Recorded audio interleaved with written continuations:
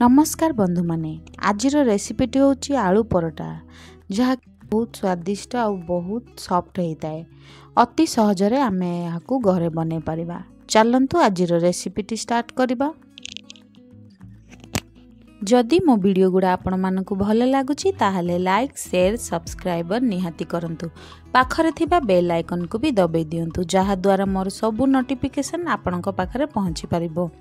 Welcome to my channel रोसई with Sarita. आलू परोटा बनेवा पाई प्रथमे गोटे थाली नेबा। सेथिरे मु 3 कप अटा नेछि। आपण आपणक हिसाब रे नेबे।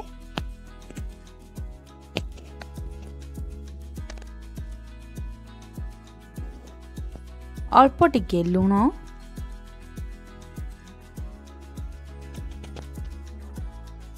अल्प टिके जुआणी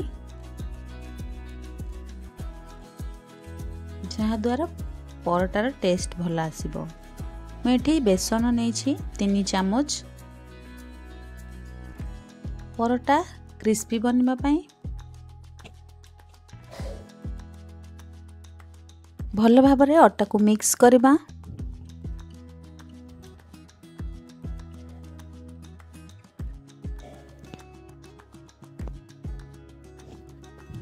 अल्प अल्प पानी दे अटा को चकटी नेबा।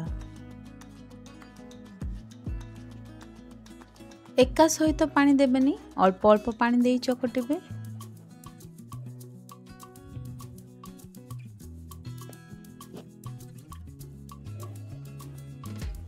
अटा चकटी हैला परे अल्प टिके तेल दे, गोटे चामच तेल दे पुणी थरे भल भाबरे चकटी नेबा।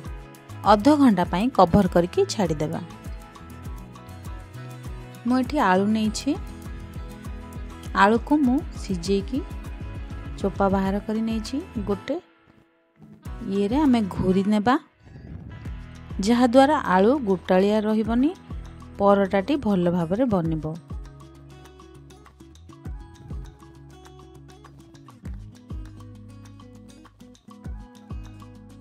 गोटे पैन रे आमे 2 चामच तेल देबा। तेल गरम हैला परे सेथिरे आमे हाफ चामच हळदी गुंड, 2 चामच धनिया गुंड, गोटे चामच लंका गुंड,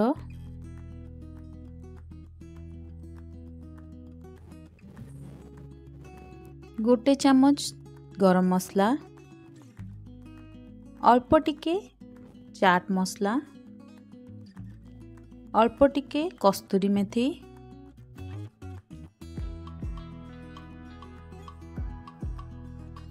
स्वाद अनुसार लुण, अल्प टिके आमचूर पाउडर।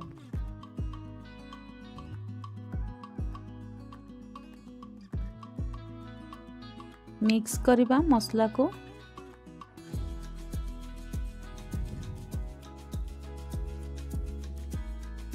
आलू को सेथिरे पकई देबा।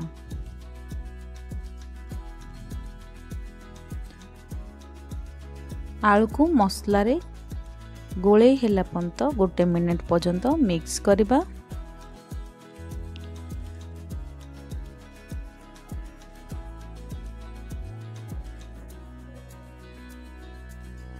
एथर आमे आलू को बाहर करि नेबा। आलू ठंडा हैला परे आमे परोटा बनेबा।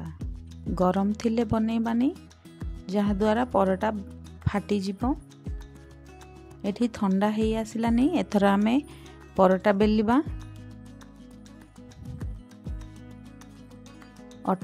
एठी बेलिबा पाई अटा नहीं, अटा चकटा भी आमर सॉफ्ट हो जाइछि। एथर आमे गुला बनै नेबा। अधिक क्वांटिटी रो नेबा आमे।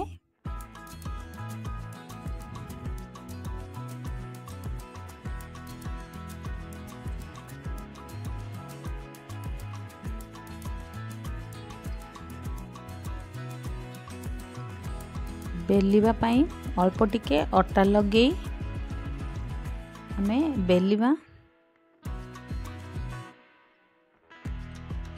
अल्प बेलिला परे सेथिरे आमे आलू मसला भरी नेबा।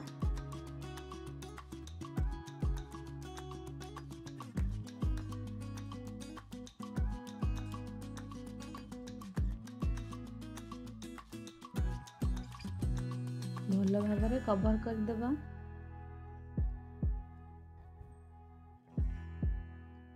ଅଟା ଲଗେଇ ପୁଣି ଥରେ ବେଲି ନେବା।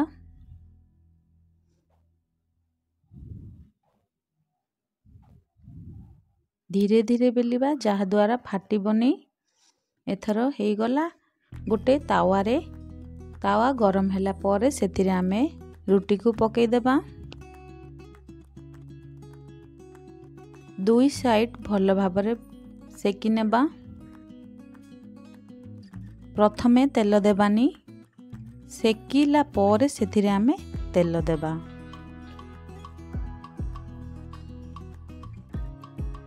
ମୁଁ ଏଠି ଘିଅ ନେଇଛି, ଆପଣ ଚାହିଁଲେ ତେଲ ବି ନେଇପାରିବେ। लो मीडियम रे आमे सेकिबा जहा द्वारा परोटाटी भल भाबरे सिजिबो।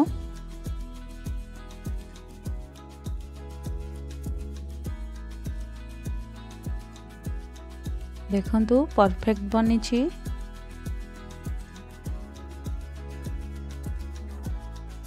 एथर आमे बाहर करि नेबा। आजिरो रेसिपीटी केमिति लागिला निश्चय कमेंट करंतु। धन्यवाद।